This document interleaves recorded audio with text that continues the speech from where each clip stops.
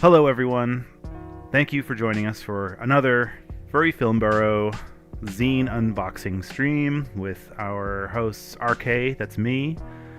Joining us, as always, is our resident romance author, Tempo. Say hi, Tempo. Hello. Hi, Tempo. Hi, Tempo. And Draylin Dragonfox joining us today. Say hi, Draylin. Hello. Hello, hello, hello. You've maybe heard his sultry voice on the Voice of Dog podcast. Okay, so without further ado, we are finally ready to start. I got my spreadsheet. We will be having more Voice of Dog crossover episodes. That's right. Oh, yes. Okay. As Arrkay, the Arrkay collection, they'll be called. Because that's all picked, like you've been going through the back catalog. So here, starting us strong, Kelly O'Hare Cutie Bunny calendar from 1988. It's on rather hard cardstock. Oh, that's a pretty serious little calendar. Yeah, no, They're very human faces. Yes. So this character I've seen elsewhere around. And it's signed. It's addressed to Terrell. Yeah, this character, Silver Fox. I'm glad this one's not full of nudes. Yeah. Cutie Honey, so I assume that's what this is referencing, was a 1974 release. I don't really, I guess it would have just been a very early available manga. I see. Oh, and here we already see the rule of guys get animal heads. That's right. I love this guy's jacket. This is a wonderful little cartoon. Oh, yeah, that's great. Also not seen is on the bottom corner of the calendar. There's also another pinup. A different one? Yep. Huh. So Terrell is not the artist for these? It looks like his work. No. This is Joshua Quagmire. Yeah, right. They're very much of a type. Oh, for sure, yeah. I mean, I think that really came with the medium of zines and photocopies, that you had to have these really heavy blacks and thick lines. All right. That's not all that's in here. Issue 14. Surprisingly tasteful calendar that you could actually have up. Surprisingly tasteful calendar.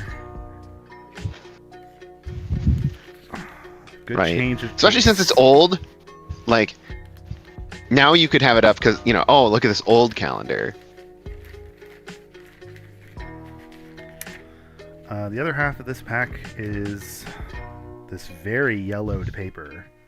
The telegraph wire. This is on, like, newsprint. Yeah. Interview and story. So I'm guessing that's what was Terrell's contribution to this. This feels very delicate. Ooh. DIY comics.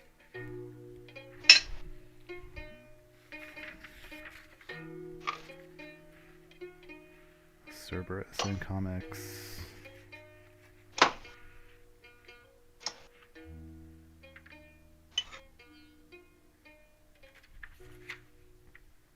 Oh wow, that's very toony. Mm-hmm. Very classic style comic.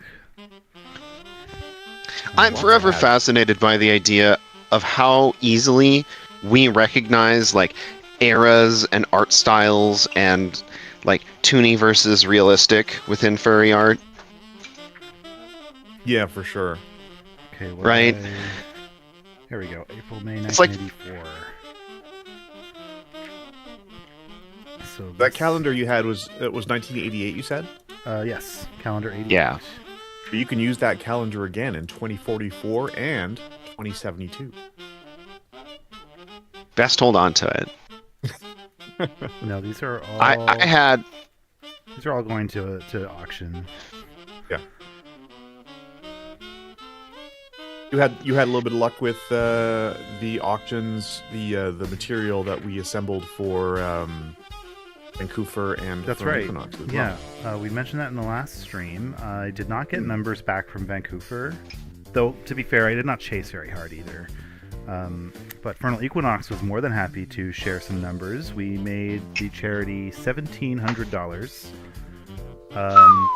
Terrell's rugs, hand-knotted rugs, went for I think 400.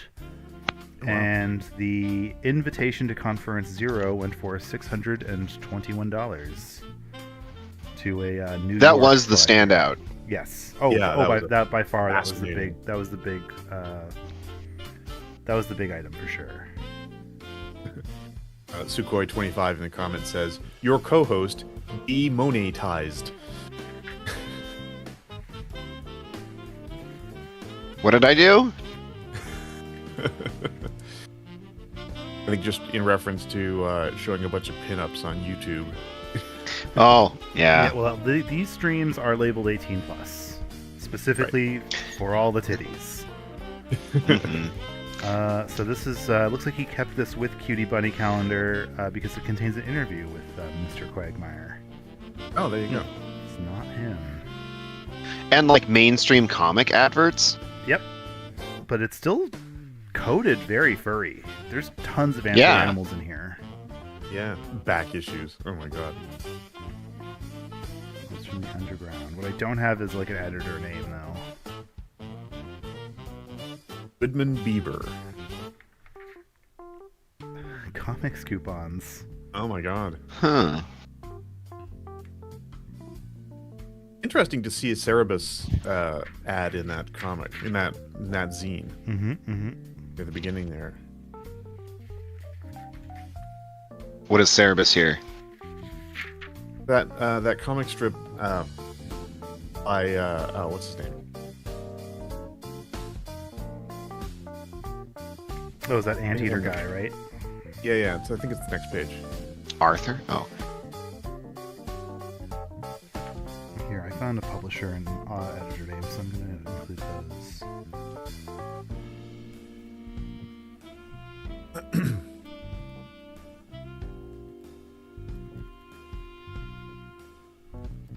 Apologies if I'm a little hoarse today. My allergies are kicking my ass right now.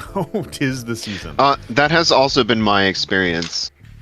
I had to break out the Afrin, the good stuff. You're usually a large dragon, so it's a bit of a change of pace. Yeah, a little horse. People like it when you're a little horse. They want you to be their little pony. Okay, so that's enough of Cutie Bunny and the Telegraph Wire. Interesting. I'm not Name of my new sure band. if the Telegraph Wire can go to the zine library or not. Oh shoot, I forgot to get the Outbox. Oh yeah, Dave Sim did Cerebus.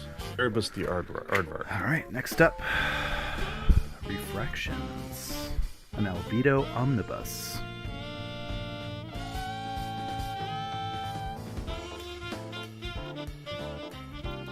Nice to see Albedo.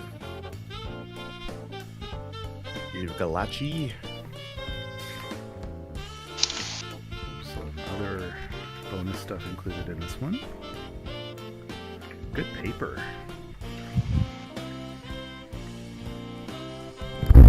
Who eventually put out Albedo? Was that no? I guess it was just published under one of the furry publishers, right? Did Steve Galacci do it himself? I think it started with Galacci, yeah. I know he's the main artist and writer, but I'm not sure. I might have folded into Rabbit Valley. I'm sure Wikifur will have more. oh yeah, yeah. Here, let's just get Wikifur open.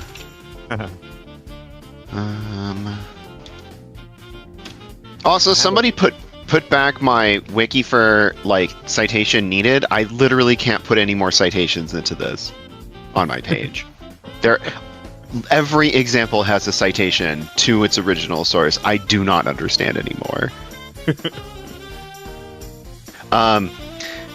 Let's see. Oh, I reached out to the person who did that Again Harder comic or anthology, and so she's like, yeah, like, I really, really like furry art, but I didn't write this book to be especially furry. Like, it never says so that they are in any way anthro, and I was a little bit disappointed, but it's okay.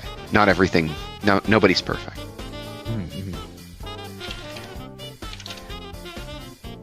Sukhoi25 says, in the comments here, in the chat, I think the Albedo with first Usagi Jimbo is worth something. Oh, absolutely. That what I think is Albedo issue 2, not even issue 1.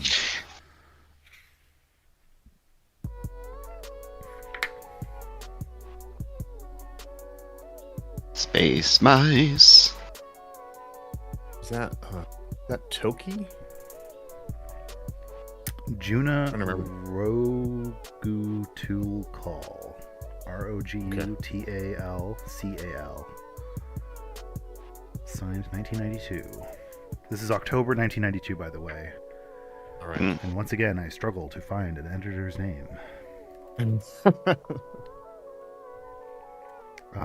Yeah, it forever confuses me. That's as confusing as artists not signing their work in these. Well, I found a name with this like foreword, but it's like Rikander Korati, and I feel like that's a furry name. So it's interesting that 1992 is already when we're seeing lots of furry names. So let's flip us open and see if we can't find more cool space art. Amazing fact. Popping his hoof arm off. Yeah, so this looks like Bunny. That's good, Bunny. So this is also noteworthy for today's writers, that it always helps people find your work if you include a picture. Mm-hmm. That happens in Heat all the time. Like, that's the only way I can show anyone a particular story in a volume of Heat, because of the art. Yeah. Affirmative action, all new, all improved, furry fanzine. Huh. Everyone's like, I can do fanzine better. And let's see, right, who knows if that came out or not?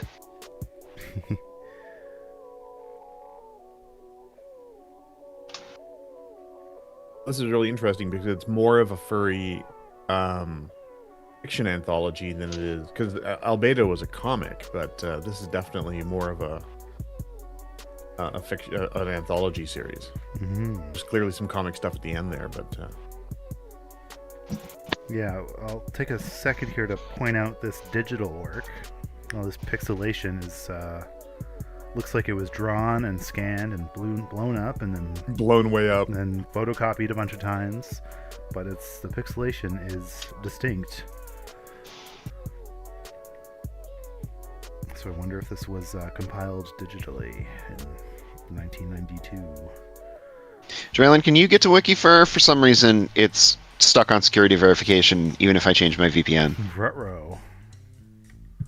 Wikifur has had some problems.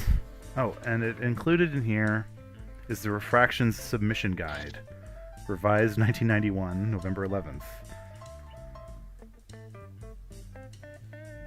Let's see here. Title was originally self-published by Galachi, its own company called Thoughts and Images.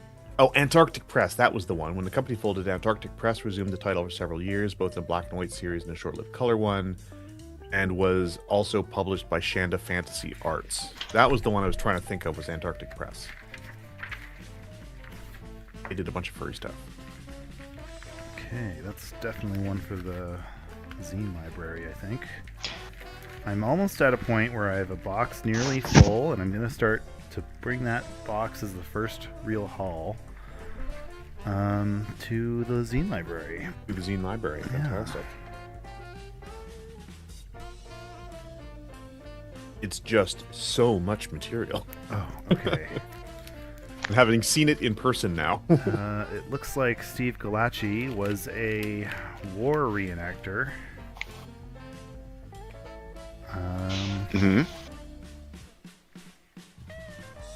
Who's Ernest? What's his inner war? War in earnest. Is it just Ernest P. Worrell? So there's like art in here. You should try to get Steve Galachi to come onto your show. He's still active. He's on Fur Affinity. Oh. That would be fun. Thoughts and Images, Seattle, 2001. Okay, so these count as zines.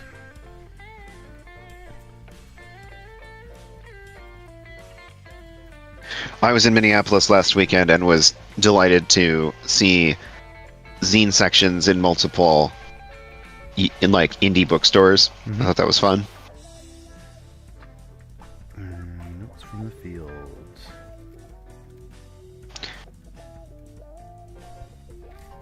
Let's just get a date on this. Let's give it a quick little flip, and then we'll move on. We are almost... we do have a large stack of convention books that I think we will probably go through pretty quickly. I also... Oh, he's sending us a Fur Affinity link to Steve Galachi. I also met with Sofa Wolf while I was in Minneapolis so that we could talk about their reprints of Heat coming out in a couple months.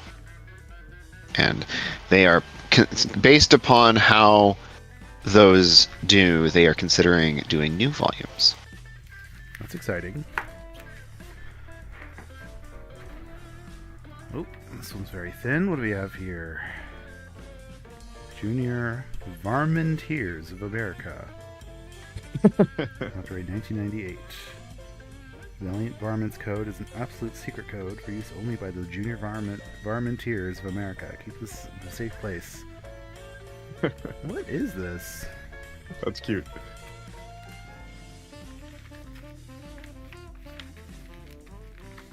Okay. This is definitely one of those weird ephemera that is very unclear to its purpose. I wonder if this is a real watch. Like a decoder watch or something? It is. It is, in fact, a decoder watch. And this is the decoder key. Huh. The Junior Varminteers of America. Valiant Varmint Meetings. Non-voting visitor. And occasional rides of the Varminteer Velocitator. This reminds me of when I was Strides, very, the holder should be very furry, young. possessed of superpowers, and owner of a flashy costume. There was a mascot kids show on TV Ontario. I think it actually started in the 70s, and I watched like reruns of it in the early 80s, called the Cucumber Club. Do either of you remember this? Like, Doesn't sound familiar very at late. all. Okay. Probably one of the first TV appearances of Martin Short. Huh. Was he the cucumber? No, so it was Cucumber stood for Children's, and I remember it because it was the thing. Children's Underground Club for United Moose and Beaver for Enthusiastic Reporters. Because the two big mascots were a big moose and a big beaver. I have found them by Googling. Yeah. Okay. It was a fascinating show. It was very environmental for its time as well.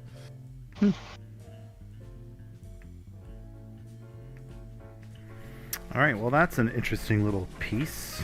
What's Yeah, that's next? kind of cool. The Charles Davies portfolio. Well, if you came in for Vixen Space Titties, I have a feeling we are about to find some. Charles Davies is Ferris. Oh. Well, then he has been working for quite a long time. A very long time. As well as Chuck Amuck, dated 1996. This one's 95. Charles, he usually goes by Chuck when he's not going by Ferris.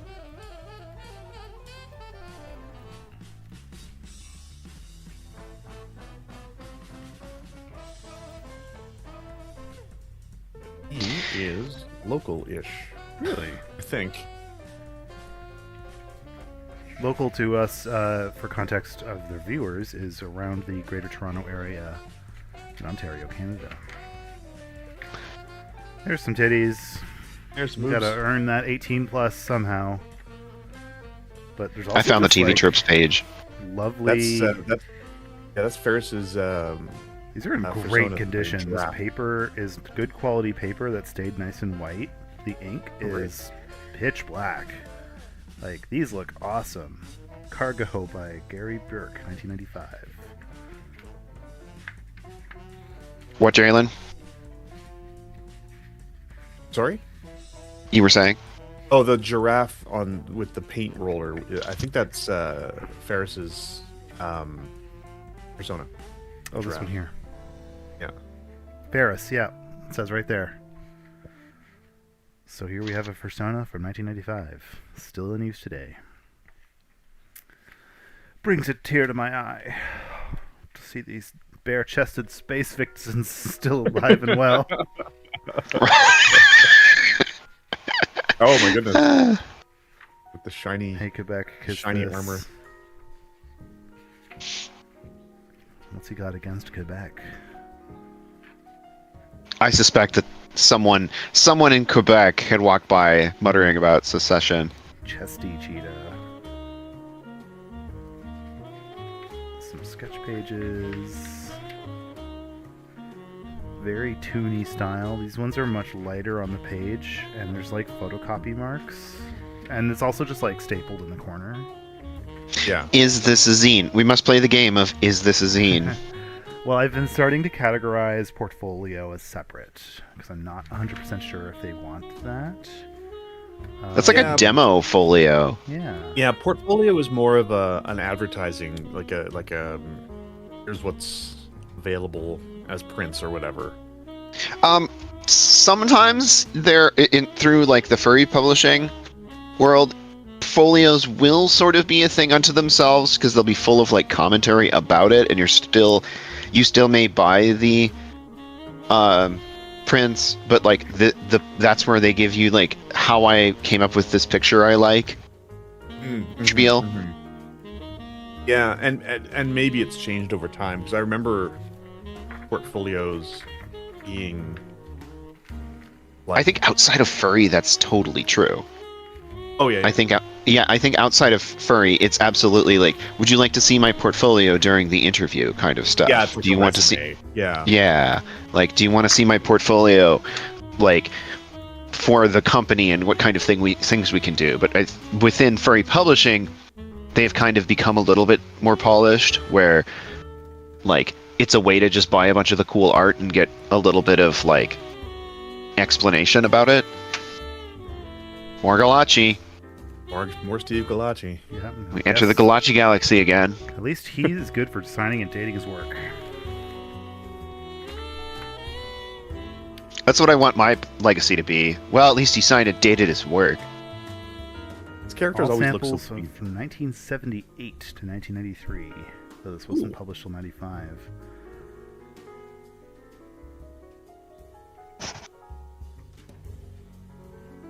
Yeah, so this is just Yeah, another portfolio, basically. Some albedo sketches. Yeah. I love how his characters look. They're always so pleasing.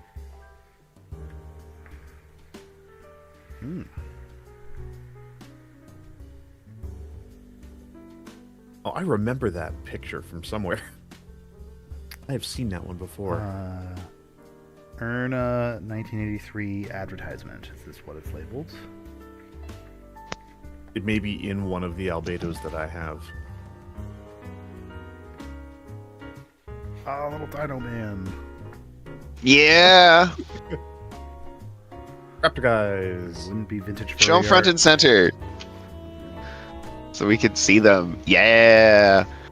Good job, Dino Men. So dapper. Convention spot art from early 80s. That's prior to Jurassic Park. Mm-hmm. Then, so like that's which means that it's so those would be. Oh look, there's weasels. Weasels getting horny at Spock. It sure is.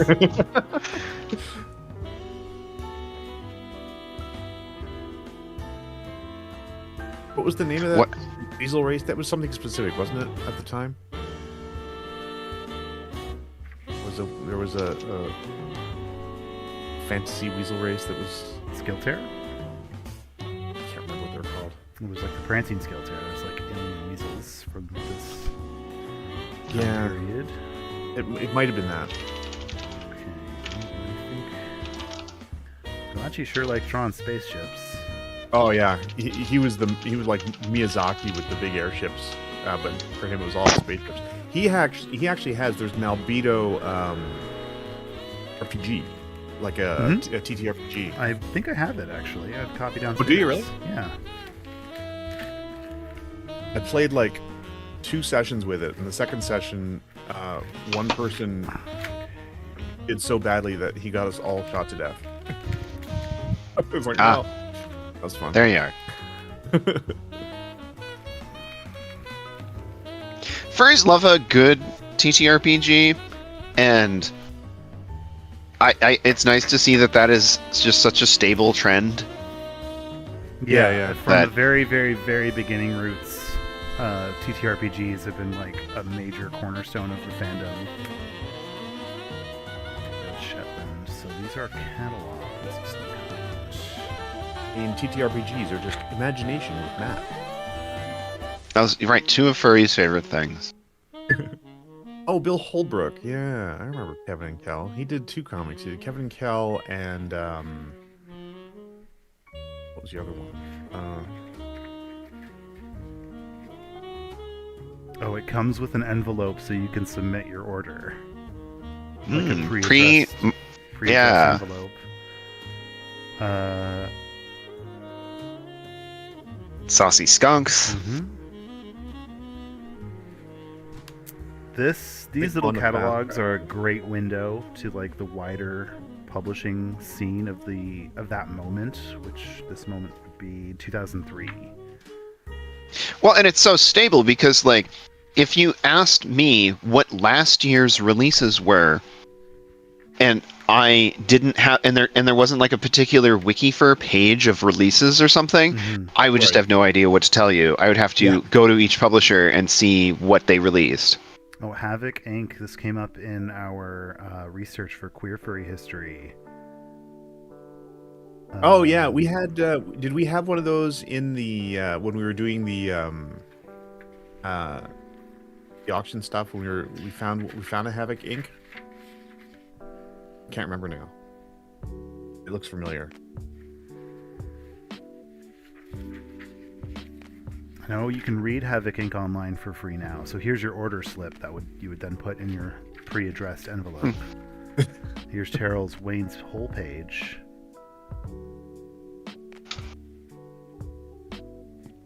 Lots of little art samples in there, but it's in the style of a comic as well. Like the panels look comic style.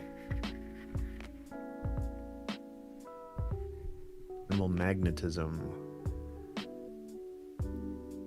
Stripe tees, cat scratches, air trigger. Forbidden is... These are pretty good. Forbidden catches my eye, only because of the graphic design, but also it's the gay and lesbian furry erotic images catalog. Oh, fantastic. There from the beginning, folks. Yeah, absolutely. Right there along with fur puns. Surprised it's not Furica instead of Eureka. Genus. Fur. All tails. If there's one thing furries like more than big titty vixens, it's urban infrastructure. Trains. I don't know if Our we want to go vast through all catalog of of these. Are they check if they're similar? They are pretty Right, similar. are they- Cutie Bunny. Okay. This one is from 1994. So wait, we have 03, 2 from 1993, and this one's from 94. So there's a 10 So year, they're not. It's a 10-year difference here. So let's at least look through one of these 2003 or 1993s. Let's go with Spring. This will be the oldest one. Yeah. So this is basically like just someone as a like who's a distributor for all these other people. Yeah. Right.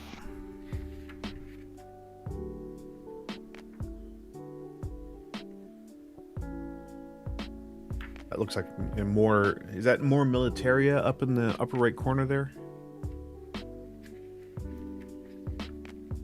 Can't really tell. We have Shetland up there. Yeah, this is, Oh, that's someone on holding a sword. Yeah, red Shetland. Okay. Here's Terrell again.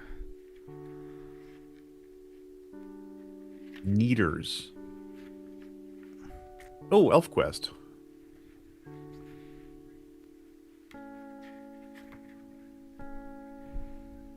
Xanadu. Sheila and the Unicorn. Omaha, Cat Dancer.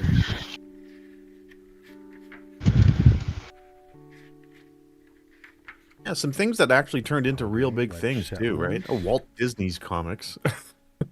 By Carl Barks. This is before, like, this was like after Carl Barks was like outed as the key artist for like the DuckTales comics. Oh, right. Because before that, it was like kind of buried. Usagi Ojimbo, right underneath Albedo. Carno. There's an old name that rings a bell for me from the old Robert days. Gregory has the Sheila and the Unicorn comic online, I guess. Oh.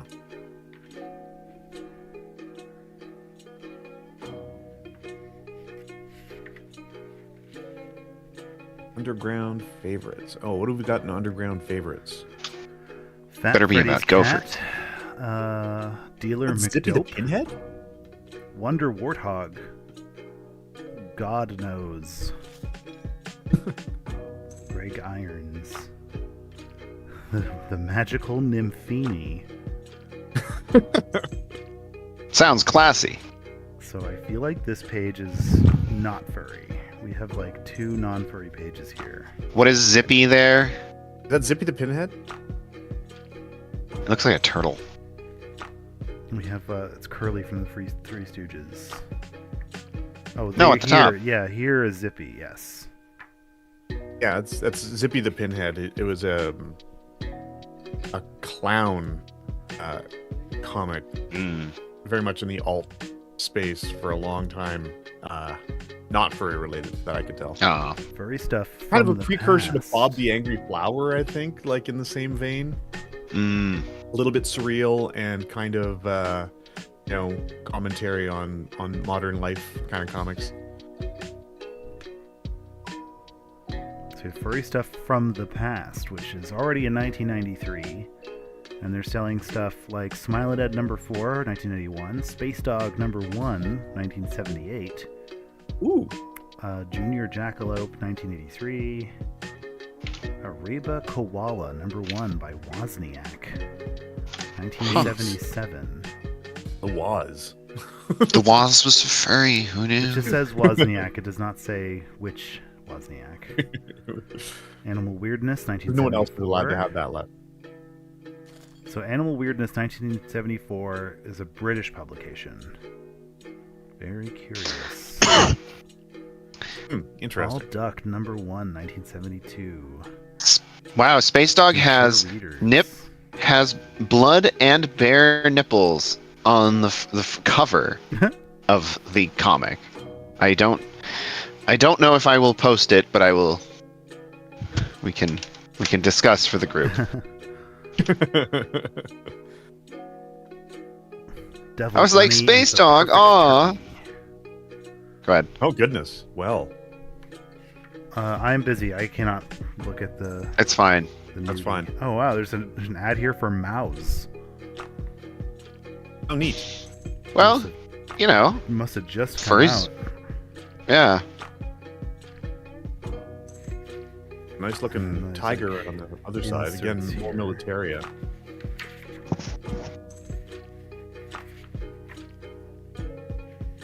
So this stuff was so new they had to add it as an insert. Yeah. And we have Matt Groening's Hell.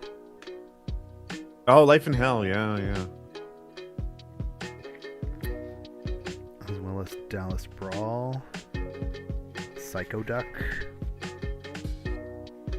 Yeah, this is quite a diverse collection. Oh, there's your mail order slip. Yeah. So I don't think the zine library will want these, but I know a furry collector would drool. Yeah, over this is something totally like up this, someone's alley. because it isn't like now you don't need to have these publications necessarily to know that furries were connected to them. Bran and Mabel. Okay, interesting. Yeah, that is actually kind of interesting. So There's I a lot will going kind on of there. set those aside, and we shall move on to whatever this is. Furtherance. They're both part 3. They're just in 2 issues, like two folios, 2 volumes. Milo Barkman in the chat says that they have the 1997 edition of Vast Catalog in the process of archiving it, and they also have the Space Dog by Warren Greenwood. They have that on their Internet Archive. Mm-hmm. Cool. Thank you for your uploads. It takes a village to upload all the old Phantom stuff.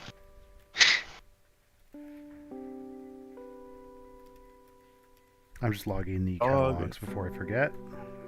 This is another catalog sort of thing, the Furtherance one.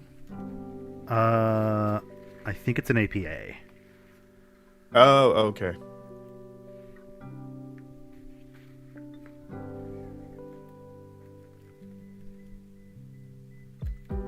Buddy's dog Bonzo? Is that what that says? Okay, so set those aside. Maybe those will go to an auction. Let's take a look at Study Dog Bonzo's Studies dog. Furtherance, 1991 winter.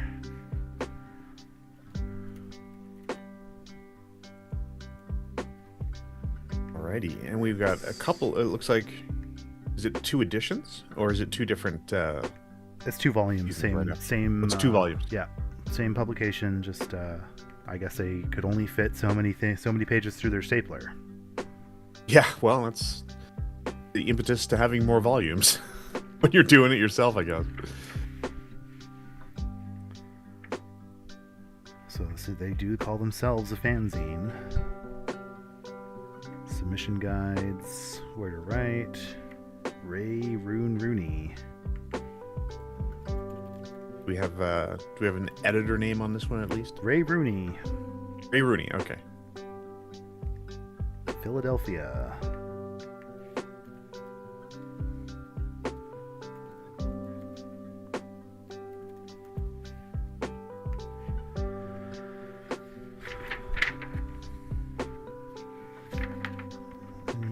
What unsettling dog art.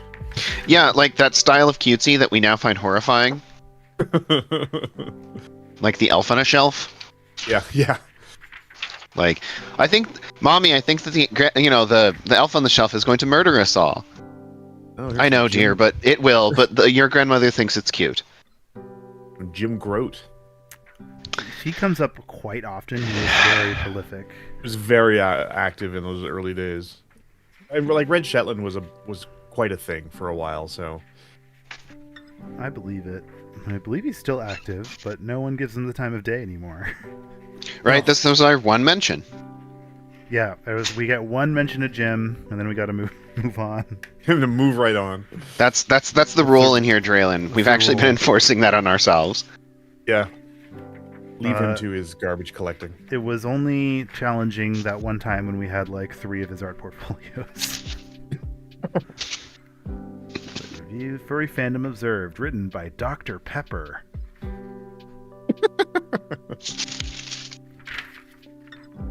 The Dr. Pepper? Of the furry survey? I think it's of the Furry survey.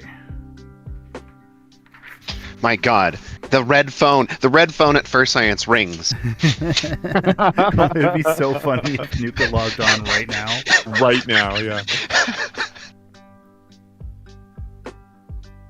Milo Barkman says, by the way, I'd be interested in buying the catalogs off of you sometime if you don't mind. We'll see. I'm not really selling this stuff to make a profit, hence why most of it is getting donated to the Toronto Zine Library or to convention auctions. But you can reach out and maybe we can discuss. But for now, and it's the catalog he wants. Yeah, the catalog. Yeah, I mean, you can't donate those to the Zine Library, right? I don't think so.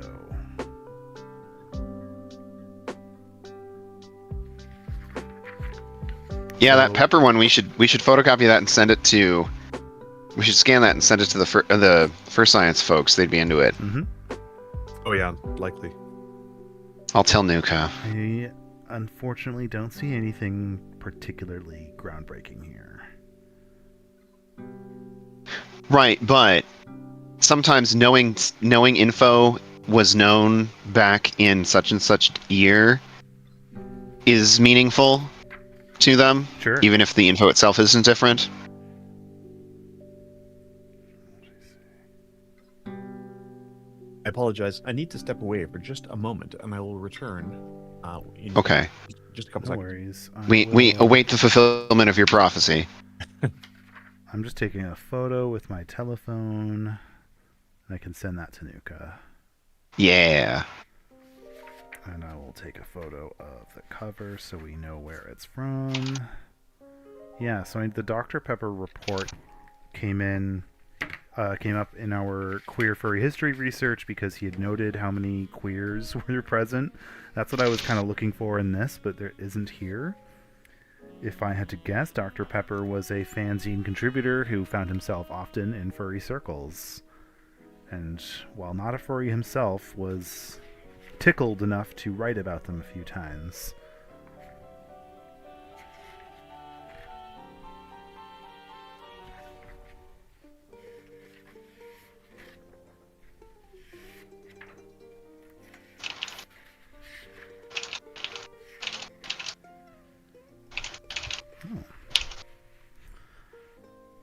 Eric Nelson, 1990. I like That's the little distinctive. details. Yeah, I like the little details of the planets. Yeah, it looks like the Voyager plate. Yeah. There's a tour by Mike Higgs and rather Bonnie Lass. Have returned. Oh, that looks like Lands Run. I don't believe it is. This one is Monica Livingston, 1989, with this dandy fox lady. We have Mike She's Higgs, very fancy. Scott Alston. Oh, okay. Colleen Winters did this one. Are you just wearing pajamas, lady, and you're an elf? Alright, let's check Volume 2. Elf pajamas are like formal wear for anyone else. Yeah. There's that gross animal of unknown species. I think this is just an alternative cover. What? Yeah, it's the same Yeah, stuff. same stuff. What the hell? Identical. What the? What? Why bother? Yeah, the back covers are the same. Okay. Did someone tell you can't use that one? Were you contractually obligated to use them both somehow? I'll leave a note that says duplicate alternate covers. I guess. Like, I do prefer the dragony guy on the cover. yeah, So much I would have cooler. I would have just put that weird baboon guy as like another image in this collection of images, and not had 2 covers. Or have it on the inside cover? I don't know. Yeah, something like it's whatever. Fine. I'm sure there's a story there. There's got to be a story. There's got to be something to it. Okay, so Yeah. we have 3 issues in a row of the ever-changing Palace. Okay, we saw that advertised in that collection. Yeah, so 1988 is when that art is labeled. And there's Gary Dactyl. Oh, And some sort of gargoyles looking one down there. Yeah, who's the artist on that cover with the really angular faces? I recognize the style. We can look it up, but it's signed V.M. Wyman. Oh God, I totally know who that is. These are quite This looks like Brian. thick. I don't think we'll go Looks through a little bit like all Brian of them. Harp, even. But let's at least look in through the first one. We get some catalog info. It's forever shocking to me how much material exists in the fandom that 1990. like is in all these that you're like, oh yeah, there's probably really cool stuff in here, but like it's not archived anywhere, and like the people who made it may or may not, like they're probably still alive, but they're probably not making anything anymore that we know about. Yeah. And so you just can't get it. Like if I wanted to buy the ever-changing Palace, like I just couldn't. yeah. So somewhere in my crate I have issue 4, so we've actually already seen issue 4 on stream. So I gotta reunite this. It's it's cousins. That's right. So I'm almost through the large storage tote that had a lot of miscellaneous stuff, including like the con books we're about to get to. And after that, there's the milk crates, which are actually really well sorted, and I think are going to contain like some Voodies and some classic Rowbrazzles. So we still have those to look forward to. And somewhere, I have not encountered it yet, somewhere there's also a con book from Camp Feral number 2 that I've been eagerly waiting to get my grubby little hands on.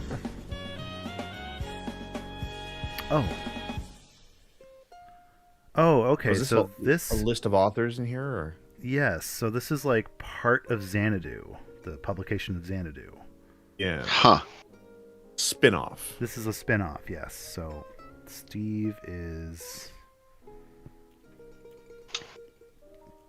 the editor, and the date is 1990. Nakashima. What did you have as the name for the artist on the cover again? I just want to look up on that. I totally recognize Let's that see style. if they're credited anywhere before I go back. It was it's signed V.M. Wyman. Wyman spelled W-Y-M-A-N. Yeah, V.M. Wyman here. That's all they go by. I think that's Vicky Wyman. Look at that fun little phoenix or something. That's fun. I mean, Vicky Wyman would track. It starts with a V. I love that style with the Griffin dude there. That's Yeah, really Yeah. classic. Big floofy hair.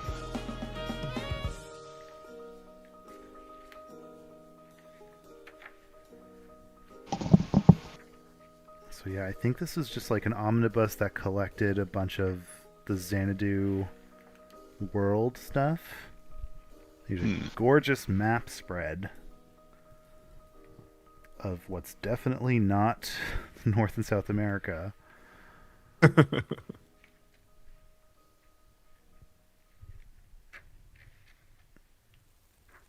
Yeah, that is Vicky Wyman, who is extremely well known in several different fandom circles. Probably best known for a bunch of original Star Trek TOS zines. Ah. Yeah, Wyman was very active in the furry and comics fandom. Yeah, especially in the early days, there was a lot of crossover. But I think Furry was kind of ostracized in more ways than one, and sort of was pushed into its own publications as well as its own online spaces. Neat stuff. I don't know if we really feel like going through all three of these, so I have a feeling it's going to be Well, and more of the same. it's funny that Furry was forced to develop its own infrastructure, and now we're sort of benefiting from it. Mm-hmm. Like, there are all these publishers now, and there are all these podcasts and gallery sites and just things that are all Furry owned, and like now we just have our own channels by which to deliver content. Mm-hmm.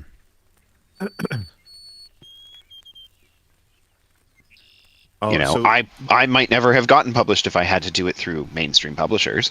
yeah, so the Ever-Changing Palace is listed as a Xanadu fanzine. Weird. It's not an official Xanadu That's so weird. Okay. product, but it is Vicky Wyman, which is amazing. That's incredible. Yeah, it looks like most of the art is Vicky's, like throughout this whole thing, and it's all awesome. Yeah. Just look at this badger guy. There's so much emotion in this, Oh my God. in this guy. Like,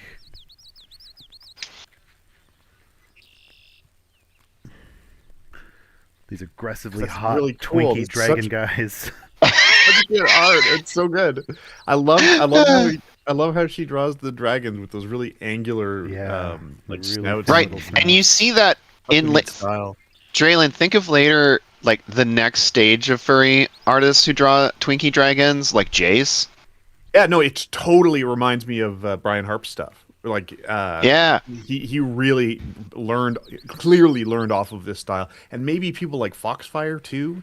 yeah. Came in off of this sort of thing. Look at these Robin Hood Yeah, guys. yeah. I was going back for you, Tempo. Thank you. I like them. I'm here for this. Yif, impossible. They're drawing us doing what on the internet? But like, but yeah, Draylin, like I totally see it, right? Like Foxfire, with two X's, Yeah, doing yeah. a, like, kind of slim, spindly guys, and like Music. they're mostly naked. Yeah.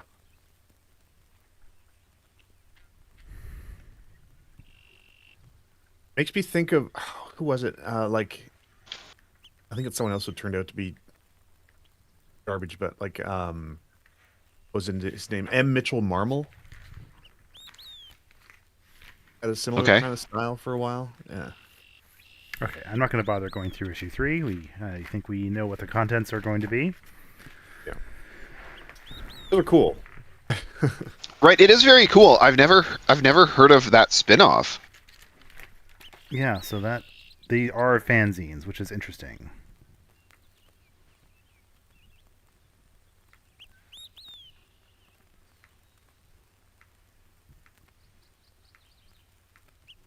Yeah, those old fanzines, the art collections. It's amazing how there was so much crossover between the sci-fi and furry communities when furry was much smaller, and now that furry is so big, a lot of the other fandoms are like, "Ew, furries!" It's like, yeah, we were all Get there. over it. Yeah, like We were all there at the beginning. like it's all the same people. Well, and it's people being like people coding their queer phobia. Like it's just I think a lot of it's dog whistling. Like, ew, fairies. Yeah, for sure. Well, this is some interesting. This is that sort of ugly cute style. J.P. Morgan. Pizza wins again. It's supposed to be Ronald Reagan. 1985.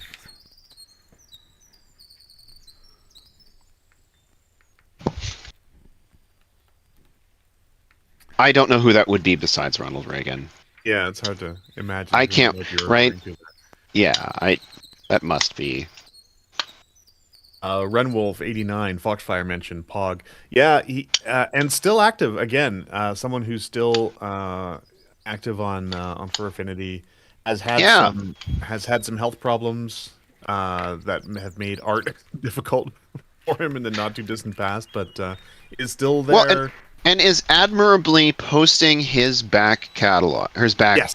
log, like and a bunch of art that friends of his have done of his. Yeah, like stuff. gotta admit, like respect. Ooh, look at this fun bun. Yeah, we're getting And into a little dragon. The rather fat stack of con books. And then we have what looks like a stack what, of CF10? Terrell stuff. Yeah. Okay. So I'm just going to take the whole stack of con books out and let's go through some highlights. I'll log them. We have CF11, CF12. This has got to be near the end of CF. This one just says 2002. 2003. This is just the information. I guess he didn't go that year, but he got all of the submission guys. Guest of honor, Dr. Tasha. For Tacticon Arrkay. 1, Conference East, 1995. Oh, I remember when they tried to start up Conference East. Look at who's this artist? 1996. That looks familiar. Oh, that's Vicky Wyman again. Ah. No, is it? Yep. It's signed, cover art by Vicky Wyman right in the bottom there. Wow. Reminds me a lot of Terry Smith. Conference East 96 says farewell, introducing more for Con 97. That's a good one too. Albany Anthrocon 97. Albany Anthrocon See, 98. There's Draco. Yeah. Anthrocon just a collection of 99. dragons. This is a thick one. Wow. 99 was thick year. Lots of stuff in Anthrocon 99, and finally Anthrocon 2000 is the stack leader. Anthrocon Valley Forge, PA. That must have been right after it moved away from Albany. So let's start at the bottom here. It looks like it was in order, which is good. So that is the year after I went to conference. My first ever con was CF9, and I didn't do another one until like Feral in 2005. So that was like 1998 to 2005. So we'll yeah, go through every other one. How about? And that way we won't get too bogged down by old con books. So we'll start with this one, and maybe we'll jump ahead a year or two. So not only do we have the con book, but we also have the layout. We also have the convention layout. Huh. Amazing. Sorry, I have to keep remembering to like angle for my little webcam. Town and Country Hotel and Resort. Yeah, the year I went, it was at the Buena Park Policy. Hotel in Los Angeles. Here's your little pocket program. Video theater program guide. Man, remember when they didn't have to care about copyright? Yeah. Because I would love to just run movies all day, but they're like, no, we could get in trouble. Like, who Well, cares? this is why I was unable to. Who's policing this? Mm-hmm. Well, this is why I was unable to get the thing for Vernal with Tempo is helping me arrange with which one from Agretsuko? It was Ben Diskin? Which voice actor? Like for which character? Feneko? Yeah. Like Feneko's voice actor is like very interested in the Phantom and is you can hire her as a voice actor if you're in the Furry Writers Guild. For sure, yeah. No, but remember we were trying to arrange a thing. You got me in touch with. I can't remember her name. Oh yeah, I can't think of her name. I remember that. We were like, our plan was she has never seen the original 101 minute long Agretsuko shorts, Yes. and she is still game to do that.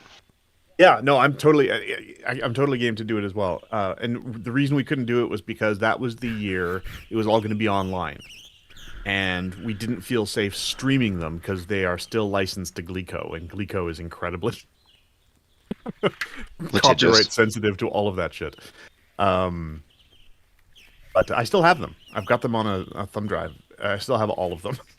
Yeah, no, I remember downloading them manually. They like so. Ben, I was working with Ben Diskin. He was trying to find a licensed version that we could use without worrying about copyright. It's like, no, I've got a version. So, I'll see if I can get in touch with someone. There's a ton of paperwork here for selling at an American con as a Canadian, which is interesting, including an entire table of how to tax properly for California. What caught my eye on the scratching post, so we've encountered a few of these in these unboxings where cons back in the day would publish a newsletter like summarizing today's events or like if anything noteworthy happened the day before. And the thing that caught my eye was audience participation, The Lion King. The 10:30 p.m. presentation of The Lion King in the video room is an audience participation version, better known as the Rocky Horror Lion King. Oh my god. See Gabrielle Gentile, the guy in the red bandana, at the disco chicken table in the Artist's Alley. Sure. Schedule changes. Purple Nurple tonight will be from 9 p.m. to midnight in the lecture hall. I mean, okay, admittedly, without the ability to all get on instant messenger on our phones, this is quite valuable. Mm-hmm. So yeah, that's just like most of this is like tax information that I don't think has any real archival value. When we went through and donated our old the con books to Vernal Equinox, we did cut a lot of that, and some of it is like banking information. We don't really even want a collector getting that stuff. Obviously, he's dead, but like, you never know. 10 furry years, year of the bunny rabbit. Here's a very suggestive bunny rabbit for your first page of the con book is a full moon. This is what the Burned Furs took from us. Oh wow! Speaking of rabbits, this is my lord, that's intense. Huge full page scribble. I don't even know if my webcam can handle the resolution. Just a million rabbits. It's gonna kill your bit rate. 99.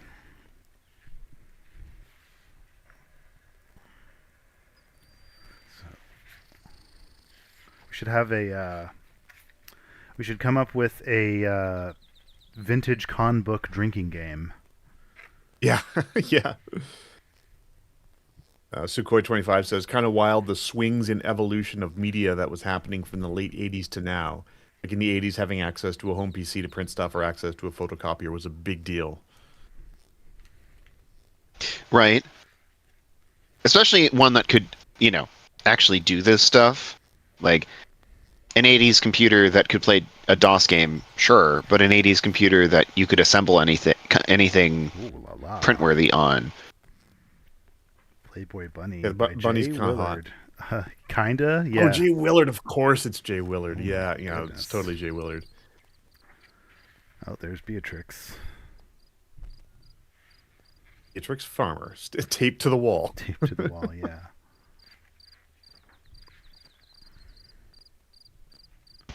So the Year of the Rabbit was the theme. They were kind of going just all in on rabbits. Makes sense. And then just like a hot bunny man. Yep. It's not even like particularly well drawn either. No. Anatomy, what's that? Hot coated. That's it. Yeah. Hot coated. Implied hotness. Yeah.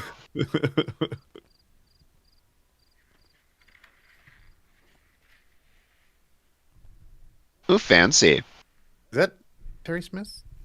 Michelle Light? It's eventually will be right, and it will actually be Terry Smith, because I almost said Terry Smith as well, Jalen. Someday we'll be correct.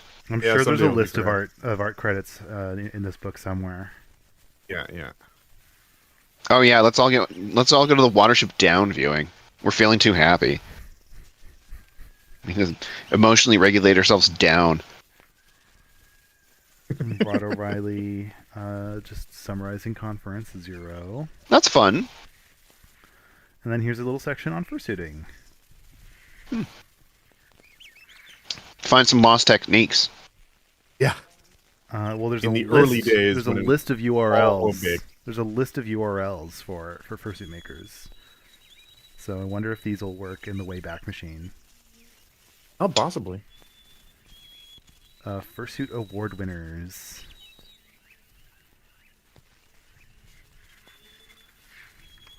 So they used to, Is Sean they used to Keller up just there? give out an award for having a nice fursuit.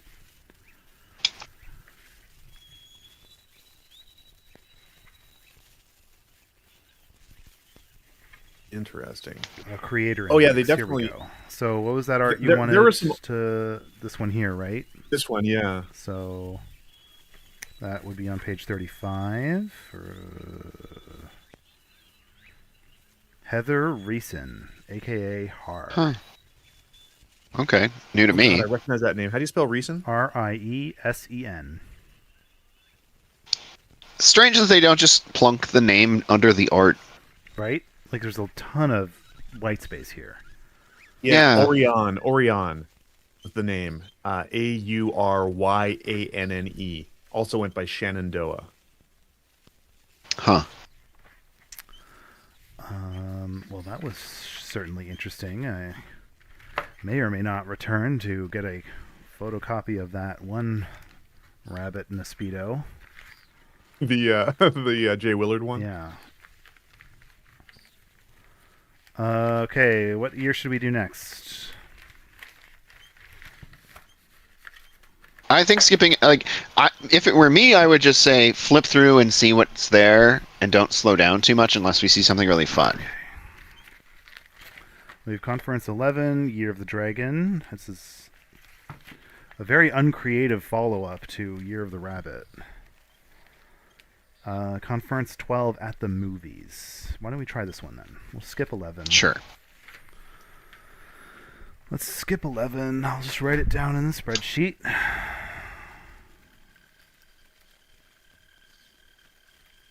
So for everyone else who's tuning in to our channel, we have a number of episodes we're working on in this batch, and then it will include, more Puplift, more a voice of dog. We're gonna do a Pride Month voice of dog selection. Yeah, so here we have more financial information of Terrell's, his artist alley bid sheet. Oh, neat. Dealer's Den map. Sukhoi 25 says first drawing of Silver in relation to that rabbit in the Speedo. The video schedule, another pocket guide. He had spares, it seems. Artist needed for the jam. This is probably the art jam here. No, you are cordially invited to oh, here's a wedding invitation. For Minerva Mink. For Minerva Mink and Mitchell Art Bureau inside Academy 4 Ballroom during Conference 12. Is Minerva Mink a pseudonym for someone, or is he just marrying a cartoon character? Questions. I don't know. It's from 11 p.m. to 12 p.m., which is not typically a wedding time, so it might be for the cartoon character. I'm sure someone who attended Conference 12 will know. Pre-9/11 furries furry never fandom. change. And we never will. Let's be Yeah. honest. Right? That's fine. Oh, yeah, It hurts there it no is. one. Yep. What's going on? Was it how much, what percentage of it was a joke?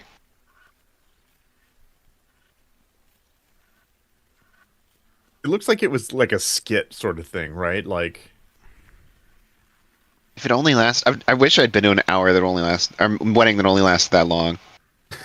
Uh, yeah, I think this was just for the jokes, just to spend an hour doing a silly panel.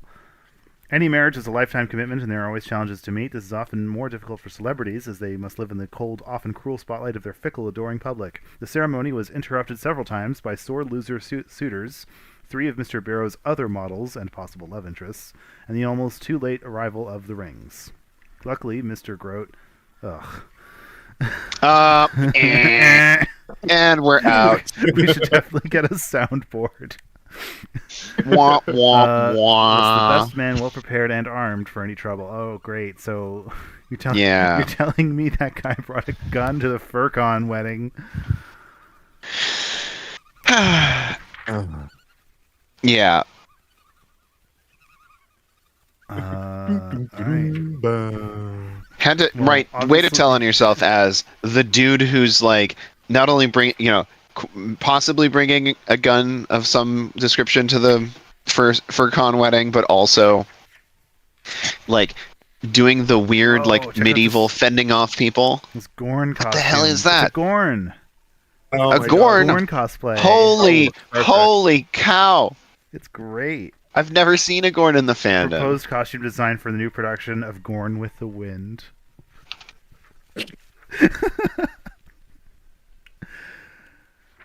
Oh wow. Okay. Okay. Oh Yeah, my he has God. scratching posts for all 3 days of the con.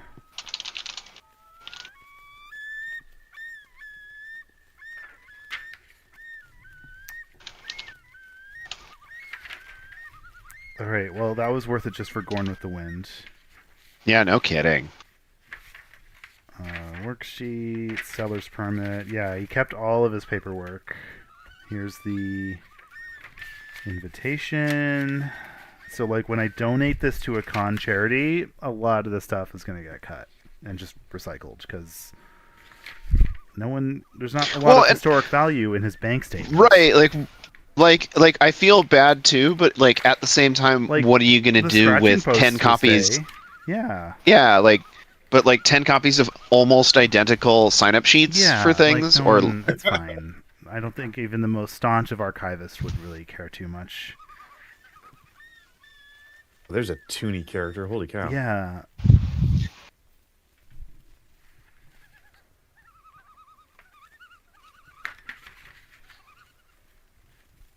Oh God, South Park.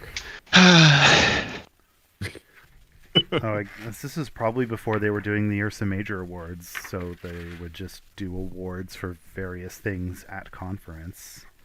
There's a Mystery Science Theater joke.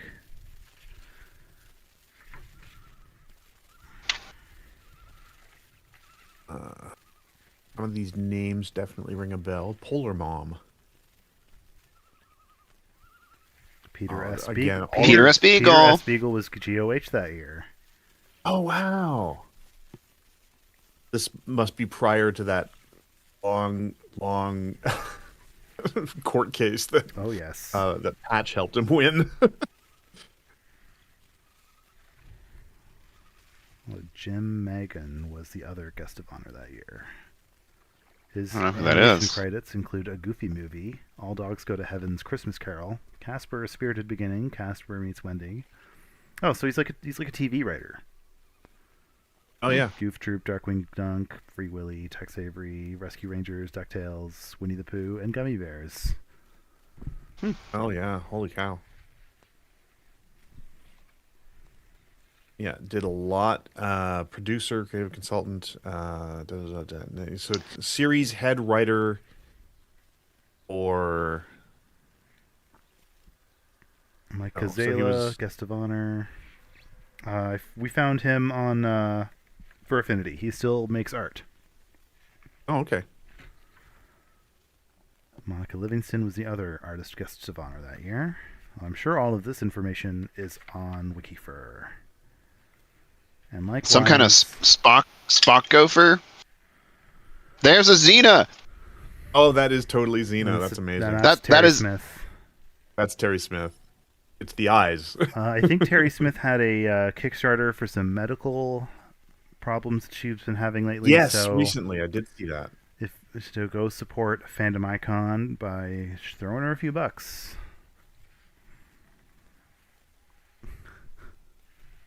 It looks like a few pages ago. Looked like Steve Galacci again. This looks like this is all very familiar. Edward Scissorhands. Mm-hmm. Fascinating. Oh, that's It's Skunkworks. It's, I think. Oh no, it's signed Mark Merlino, Sidney Fisher, and Mark Merlino. So I think that's just heavily inspired by Ken Cougar, because I also would have clocked that as Ken at first if it weren't signed. There's Pikachu fighting Darth Maul. These are the kind of art submissions we need in for Godfather. Yeah.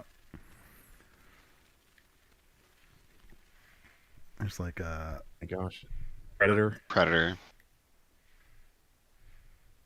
There's another Mark Merlino, Sidney Fisher. Yeah. Sidney Fisher was the character, I think.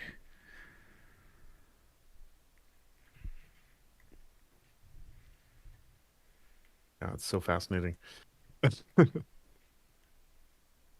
Yeah. You know, in memoriam of McMoo. Moo. Pour out a glass of milk for McMoo. McMoo, yeah.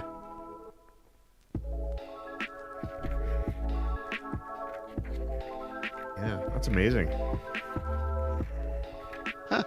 Yeah. There's a bunch of repeated art in that one. Yeah. Yeah, really that was strange. It seems like out. an error. I don't know. Like, is it worth skipping as we go? Like, do we care? About what? Do you want to get on the other side? Do you want to live a life beyond doing zines?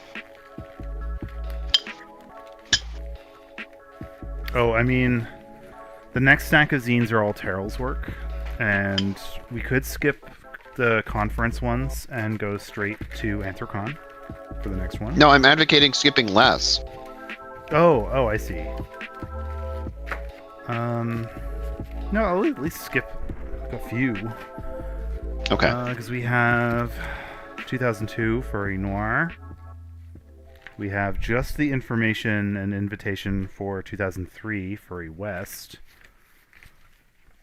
For Tasticon, this looks like also submission information and not con book.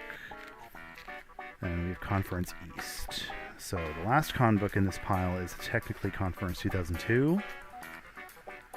And then we'll go to Conference East. So why don't I just log this little stack of miscellany real quick, and then we will go to Conference East. How about that? Yeah. So Conference 2003 was the last one. So by the time you got to 12, that was getting towards the end. It was on the downswing by then. Right. So they had a huge drop in attendance. They had lots of online rumors swirling about it being too sexy or not sexy enough. Yeah, well, they started getting pushback from the burn furs in a big way, and where this is right. the burn fur era. Yeah, totally. Right. This is why you chill out and verify when you hear weird rumors from people who don't like furries. 98 was the one I went to, was the biggest one. And that was 1,200 registered for the 4-day event in Buena Park. And I barely remember much of what went on with that thing. It was a long time ago. Oh, Anonymous Rex by Eric Garcia. He's the GOH. I have the book on my shelf. He's the GOH. Yeah. He's the this guest year. of honor? Yeah, 2002 GOH Holy- Eric Garcia. Holy cow, we should have Eric Garcia. Come on. He's written like 3 of those, and they're all extremely Anonymous Rex, horny. Casual Rex, and Hot and Sweaty Rex. Yeah, they're very funny too. Yeah. Yeah. And then Rex on the Beach was his next one. Really? They tried Yeah. to make a movie out of it, didn't they? And it didn't. They did. We watched it. Oh, yeah? We reviewed it. We reviewed it on Bone Zone. It was made for TV. It was such a strange experience. That's why my camera's starting to unstick. I have my camera duct taped to a lamp. Oh. A little behind the Like a scenes. real. That's how you can tell we're authentic here. We're not corporate. The Conagerie. Oh, that's some. It's a lot of gradient in that for something Yes, that was going to be. seriously shaded art. Yeah, must Yeah. have been pencil work. There we go. Con Jose.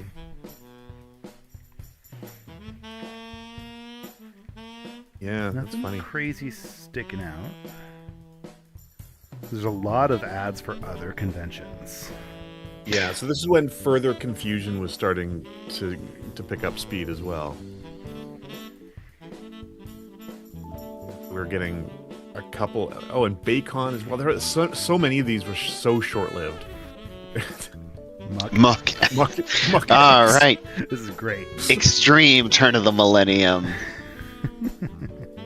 Not gonna lie, that's a pretty good picture. It's great. It's nice. It's nice art. Yeah. Charcoal or something. It's just like a really heavy. Yeah. Okay. Is there anything here? Movie guide, dealer's list.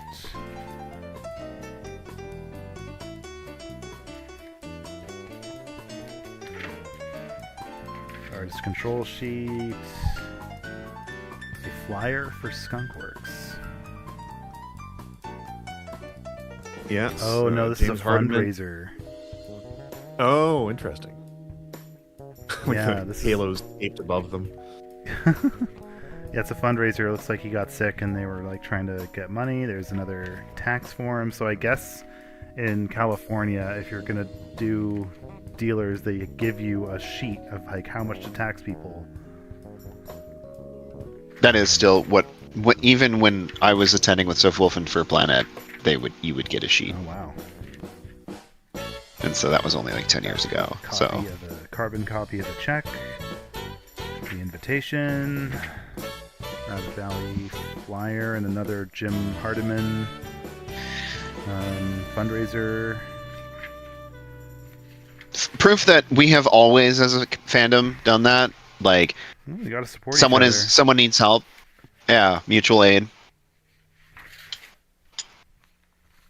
So yeah, in 2002, Hardiman developed eye problems relating to diabetes, and a bunch of fandom people stepped up to try to gain some financial support for him, like Sean Rabbit and Flayra and a bunch of people, Radio Comics, sort of thing. So.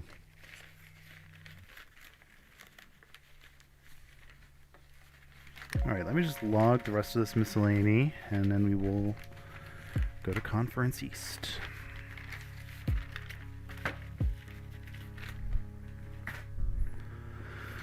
Okay. Yeah, man, all those little short-lived all those short-lived cons around that time. There was a real boom right then, the early 2000s, when everyone decided, hey, we're going to start a con, and nobody knew how to start a con, and just wanted to have the party and not do the work.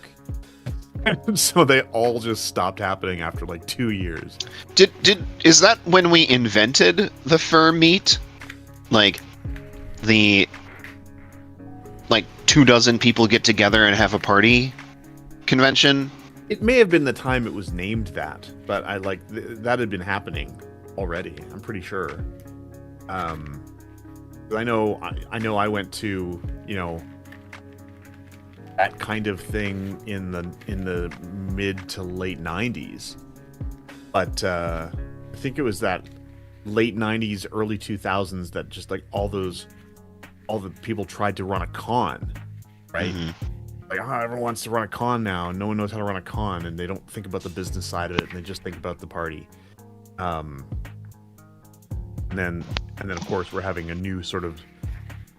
There's been a lot of growth since the pandemic, and now people are like, well, now we have to start doing more more cons because all the cons we want to go to are all full. Well, right. Isn't that funny? Like that your con can get so popular that it's so popular nobody goes there anymore. Like, Yeah. Have you ever seen the movie Swingers? no. John Favreau and Vince Vaughn. It's a great movie. But there's it's set in LA around that time, and there's a scene where they go to this one of those little hidden bars that you have to know to get into, and they're all like crushed up against the bar, and the one guy says, "Yeah, let's get out of here. This place is dead anyway." There's an exhibitor ribbon. Cool. Yeah, and a few of these he has his artist and dealer ribbons. There's a neat little bonus. Survival guide. Vicky Wyman was GOH this year at this con. Go, Vicky. You're really making it happen in this stream. Yeah, Vicky Wyman's a star for this stream, for sure. This is like really thick paper too. It's held up very well. There's no yellowing. It doesn't feel brittle. Yeah, it looks great. Went all in on the paper quality, that's for sure. It's practically cardstock. Heavy weight. One of the reasons these cons failed was that they didn't spend money very, very strategically. Lots of great art. Yeah, this Good is fantastic. Good art to word ratio. Or almost every That page. looks like Steve Galachi. Yep, it is. As a novelist, I probably have a pretty good art to word ratio. I don't know what complains that when they have to assemble my books. I have too many pictures. That doesn't sound like a problem, especially for furries being very visual.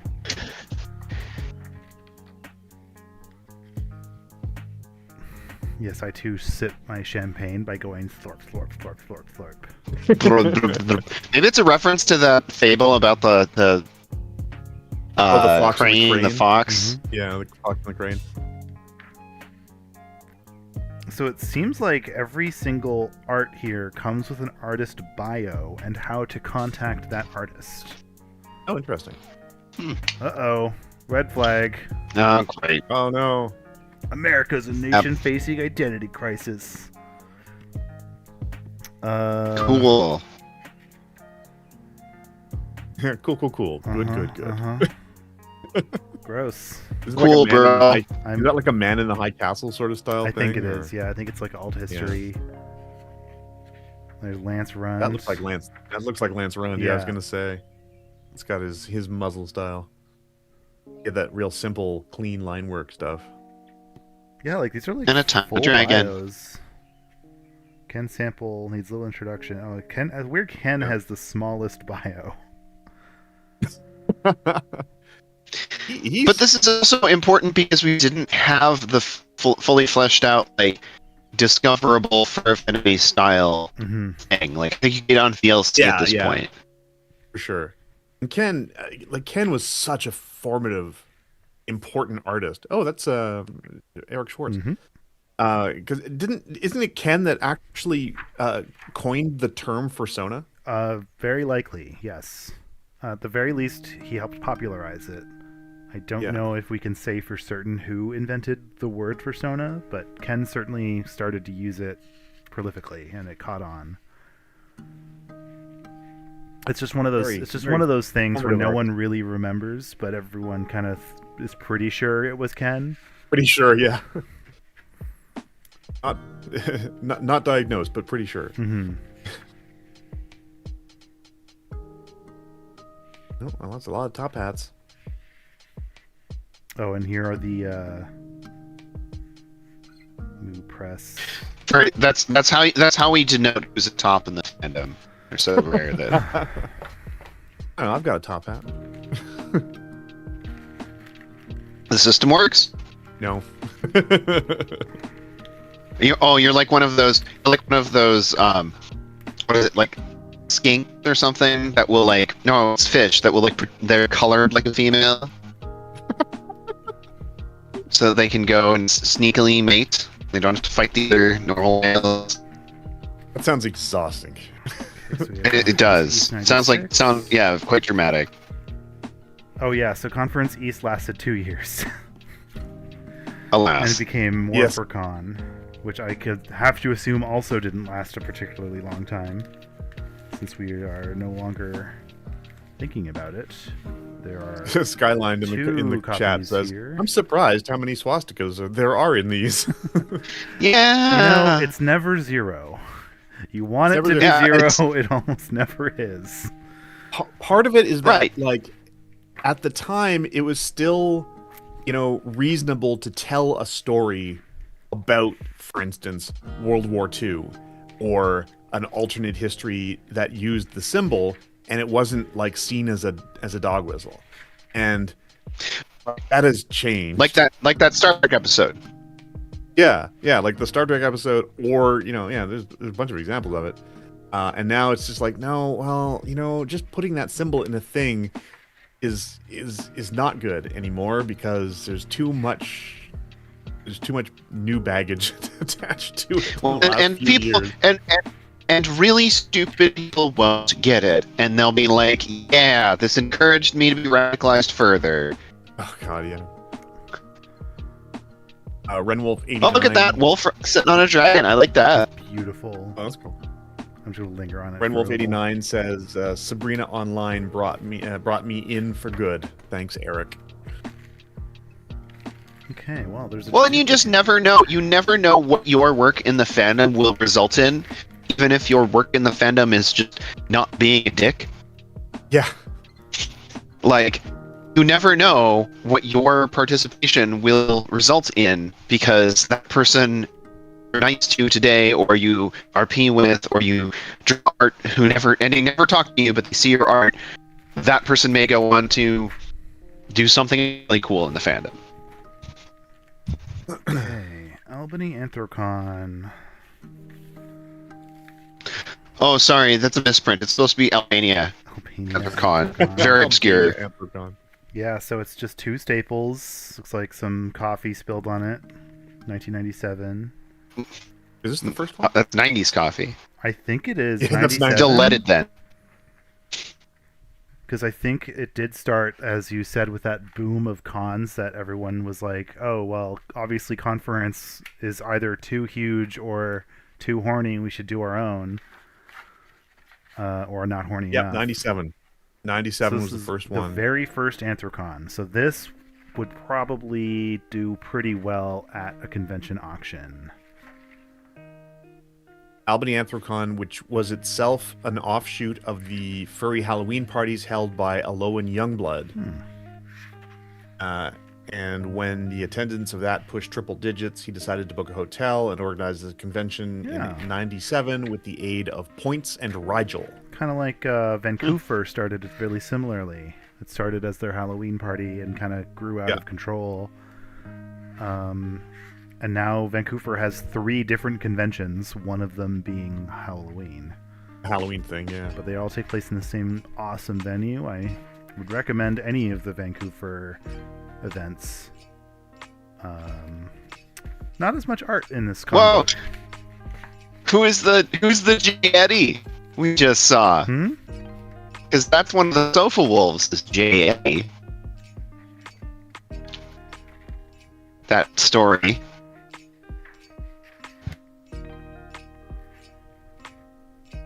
Oh, White Innocence by J.L. Eddy. May 1997. I will show it. I will show it to the relevant Soap Wolf. That's fun. And see if that fires off a neuron over there. Okay. Not a ton of art, but it was their first year. They probably only got a couple hundred attendees. I'm sure WikiFur knows. Kiefer knows all. Alright, so we have Albany Anthrocon 98 or 99, which is super thick. So why don't I skip 98 and we'll go to 99. And, yeah, that cover of 98 is Jim Grote anyway, so. The sound the... This is another VM Wyman, so more Vicky Wyman. Fantastic. Well, that's She's- definitely been the star of this stream. Yeah. Okay. Hold on. I think a fly died in this. Oh no. Gross. Like, this isn't Charming. the contamination I'm used to seeing. There's like wings and stuff. Great. Maybe I will hold off on this. Yeah, like shake that. Go shake it outside. Go, just shake it out the window, and we'll entertain the stream for a minute. Yeah. All right. If you guys want to do that, enjoy We the cover will. of Arrkay 2000 while I open this outdoors. So, Draylin, another thing BRB. we're working on. BRB, got to dump a fly. So one of the things we're working on right now is the did I show you the Catty B and Tito Lizardo channel? Oh no, you didn't. Oh man. Okay. Okay, chat. You're also getting subjected to this. My newest furry fiction, because they are furry VTubers, I guess. They're mocap, and so like, but they are a cat. They're a house cat, a panther, and a jaguar. Sorry. And a lizard he is a Cheezosaurus Rex, and Okay. they are constantly singing love songs at all three of each other, and I'm kind of here for it. I'm here for the poly representation because, like, I don't know. There is no monogamous explanation for what's going on in these music videos. If you watch enough of them, you're like, because in some of them, like, people, you can tell when people have only watched like one, because they're like, oh yeah, she calls that guy bro. I'm like, but she calls everybody bro, and even if that was her bro, why is he such a good wingman for the Cheezosaurus Rex? And All right. like, right, why this twink Cheezosaurus Rex lives in a city full of cat backup dancers, and you can tell it's fantasy Miami because there's parking. And like, they're just constantly sexy mocap dancing, and they are like, but it's fascinating. Like, it is fascinating that Sony Music picked like 3 up and coming artists to do this, and so we are doing an episode on them. And so that is coming. We are planning to do it in a multilingual fashion. We just recorded our Portuguese version because the Jaguar is Portuguese coded. He has Okay. All right. I'm back. Welcome back. I'm back. It looks like it was all in the bag anyway. I threw the bag out. That's fair. But upon opening it, as we'll see, it has another container inside. So to start off, we have dealer and artist ribbons. Nice. The con book itself. The ribbons are vertical. Yes, right? Different times. Yeah. We have this colonial theme. There's the program panel. Dealer feeding. Dealer feeding, yeah. So you would hand these off to a dealer's den volunteer to go get your lunch and dinner because they That's did clever. not. Well, nowadays they just shut down the dealer's den for a few hours so that they can actually have a real break. There's the menu, there's the charity auction, here's his receipt for his hotel. Maybe we won't sell that. Yeah, Does it this have is the carbon copies and credit things. card imprint? Right, yeah, definitely. Here's an old bid sheet for the art auction. So the container I found... It's probably the exact... That's their current bid sheet. I still see that. So check this out. It's a plastic bag. That's full. That's perfectly preserved. You should actually put that in the auction. Why the heck not? Because they don't look like that anymore. They're yellow now. Yeah. So, well, because I had to throw out the other plastic bag, all of this stuff is going to go in this. Yeah, that makes sense. I mean, whatever. Just... Yeah.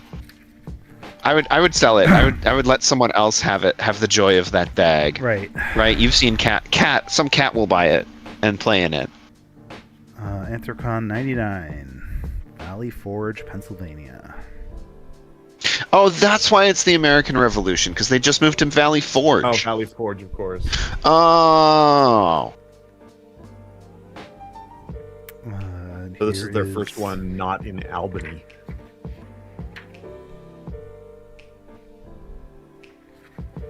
I imagine. Arrkay was how it was pronounced 99, back then.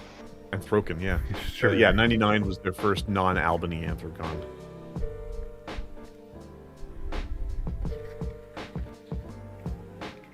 And this is and the difference between Anthrocon and Albany Anthrocon is the difference between Feral or Anthrocon being the longest running North American con. Mm-hmm. That's the hotel has advertisements in the con book. Right, that's very interesting. Why not? So, I mean, it's interesting. So they had an 18+ art show, distinct from the regular art show.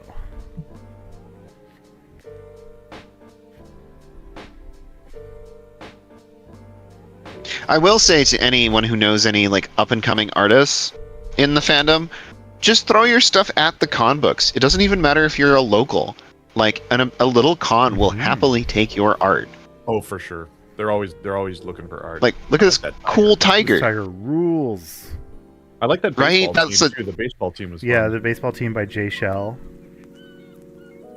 a previous star of our unboxing stream.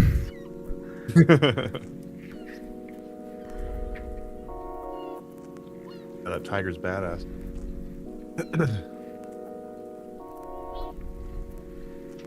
No, that's some problematic indigenous. Yeah. Well, it's choose your evil, right? Like, Right, this could have like, been interpreted the needle- as the Civil War, but it's The needle American moved a Revolution. little, Yeah. right? But it wasn't full growth. Yeah, no, it was an attempt at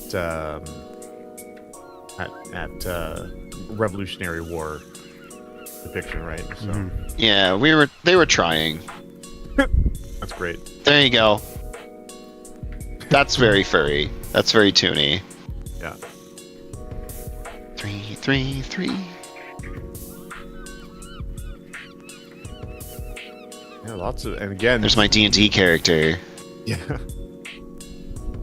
lots of art styles that again ring a bell for me from that period. But I can't name all the artists off the top of my head.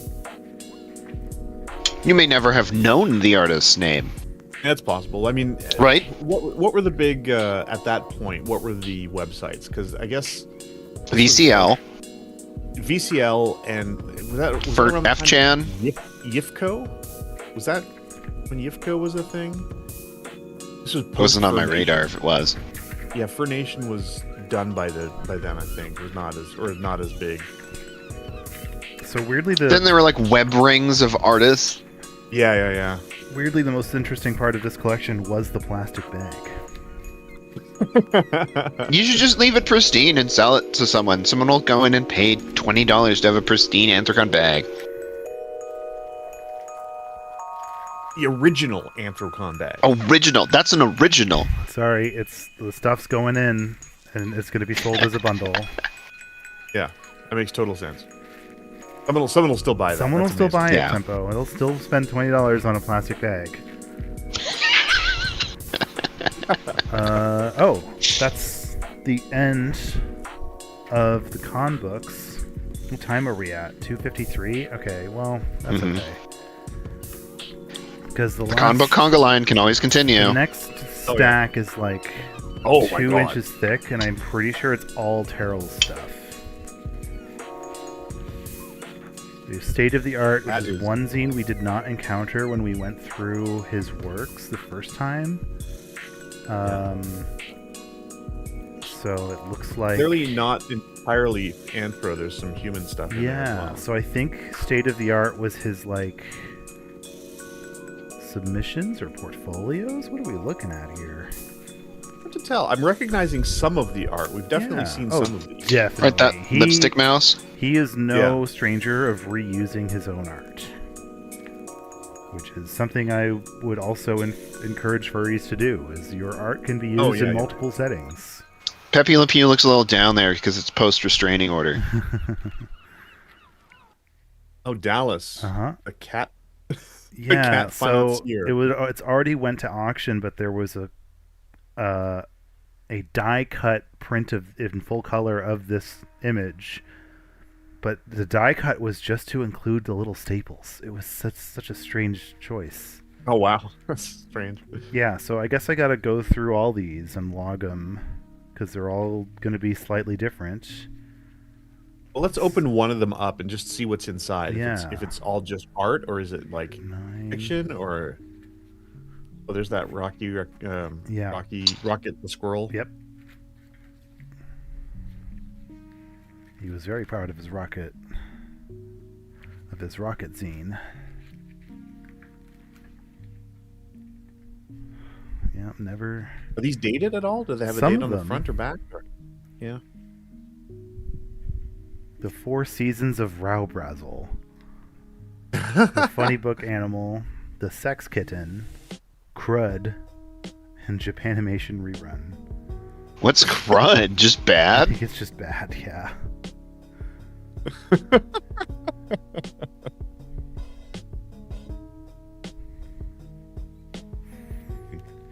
I like the clever little face in the logo, the state of the art logo. Yeah.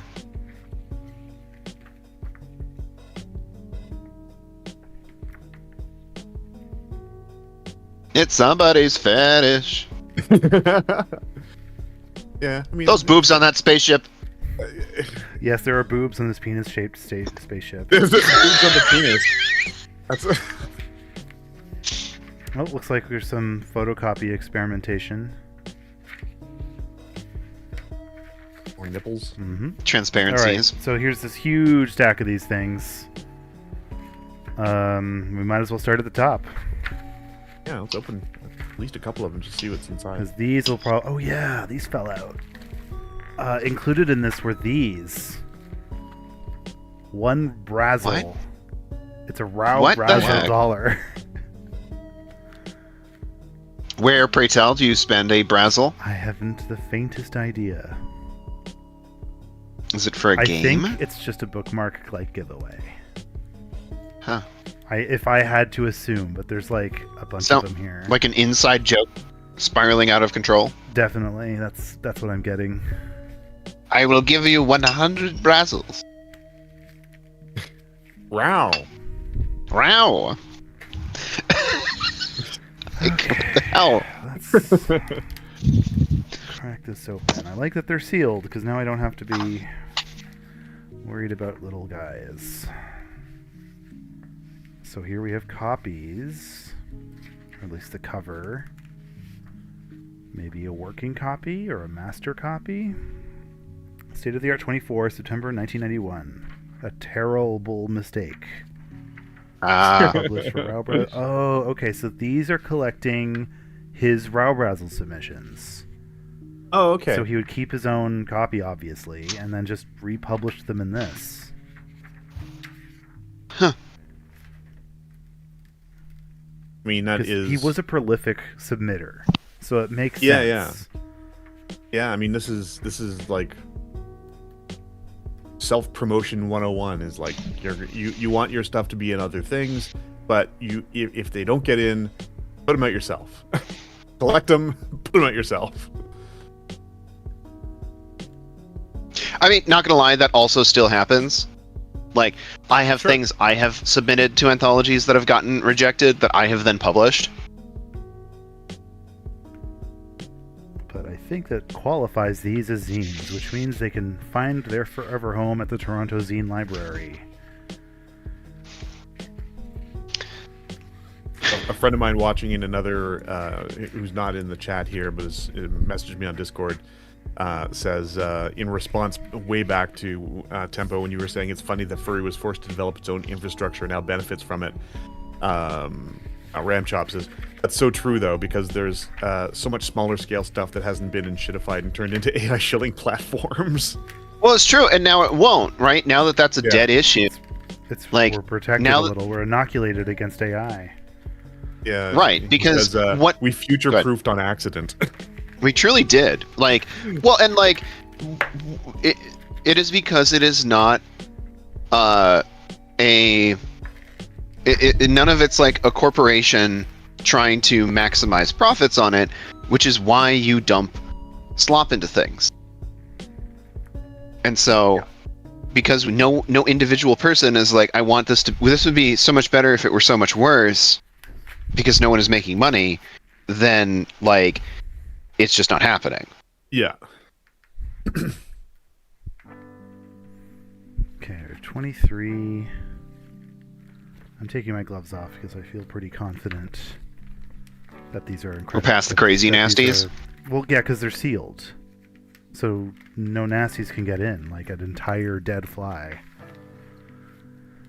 Those nasties from the pasties. Yeah, and there are duplicates here. Milo Barkman says, I could ask about these, talking about those Razzle dollar things. I could ask about these when I do the interview with Sherm if he happens to know. Do it. Offer him 1 million Razzle. I don't think I even have that many. 1 million Razzles. I suspect they're just bookmarks to give away. Well, thanks to hyperinflation, they're only, it's about 100,000 Razzles to the penny. So. Oh, now we have to take the stream for inflation and hyper. not just repeated subs or whatever we said just a minute ago. recurrent submitters. Okay, well, that is certainly interesting stuff. But I think we're going to wrap it up here. Because there's just the stack of state of the arts, which is weirdly stuff we've all seen. It's all repeated stuff that we've already been through. Really cool, though. I mean, that would probably fit well in the zine library for sure. I think so. I think because all of these are unique in that they are technically published in other zines and the APAs, but these are separate and artist run and owned. So I think collected by the author, collected by the artist. Yeah, and they're all decently well dated, and February 1988. Yeah, these go back a ways with too. 87. Find some dates on this. As our resident zine guru, Arrkay, is it relatively common to republish something in a zine if it's already been in one? I'm not by any means a resident guru, but I would. Relative to us, I would think so, especially if it's fully a different publication. 85. Yeah. So these you would send a piece of fiction to like 84. All of the relevant zines that are in your genre, and you might get published more than one. Oh, because that's like verboten now. Like with publishers, like if you shotgun to multiple anthologies, that's considered rude. Huh. Like if I had like a story, and I sent it out to 10 different anthologies, hoping, and I'm just gonna say yes to the first one, well, or all of them, since the rights are involved, they'd be like, well, you're selling us different rights because you're selling this as a reprint right, and we may or may not even accept reprints. And like, if you do this without like telling us, someone can accuse us of stealing from each other. Right. Yeah. That makes sense. 1 second. That's okay. Tempo, I think we're going to wrap up anyway. It's 3:00 now. And I can finish logging these next time. Oh, there's some fascinating stuff in there. Yeah. Like I said, I'm almost through this crate of miscellaneous, like these con books, and there'll be a few more, I'm sure. So I know the next stream there will be a lot of random stuff after these zines and like some model sheets and other weird bits and bobs, but we will get to that later. In the meantime, I have a pretty sizable collection to bring to the zine library, so I think I might make my first run in the next week or two and drop off the first box of zines to the zine library. So, thank you everyone for joining us at Furry Film Burrow's zine unboxing live stream. Please join us next week for another great crate. Yes, like and subscribe. Furry Film Burrow. Share it with your friends. Keep an eye out on your Canadian Furry Convention charity auction for some of these items. I think Conference is the next one that I won't be attending personally, but I will find someone in my friend group who is to bring some of these items for donation. And rip Vicky Wyman, who was the star of the stream. Yeah. Oh, just is Wyman passed? That's a shame. Yeah, in 2018. Shout out Vicky Wyman. Tempo, where can people find your books? Everyone can find my books on the Fur Planet website, or in the link in the descriptions on our videos, including this one. And Draylin, do you have anything you want to shout out, or where people can find you? You can find me on, you can find me on Blue Sky at thedhamel.bsky.social. I have a YouTube channel at Daniel Hamill Voiceovers. And as Arrkay said up top, I also do some reading for the Voice of Dog Furry Fiction podcast. I recently finished the audiobook for Coda Copeland's novel, My Remise, which the audiobook's not out yet. It's coming out soon. You can follow Coda Copeland also on Blue Sky. All right. Thank you very much. I guess the only other thing I'll announce that I'm sure no one will see because it's the end of the video, but I will be running a furry market on July 4th at Hack Lab Toronto. So keep an eye out for social media posts promoting that in the coming weeks. Right, and now, as we do every stream, I will fumble and press very many keyboard buttons to end the stream until I find the button that ends the stream. Thanks for watching. It's everyone. A different button every time. That's right, it moves on me. Okay, good night, everybody. Good afternoon. Goodbye. Peace. All right, and the stream is ended. Hooray. Success.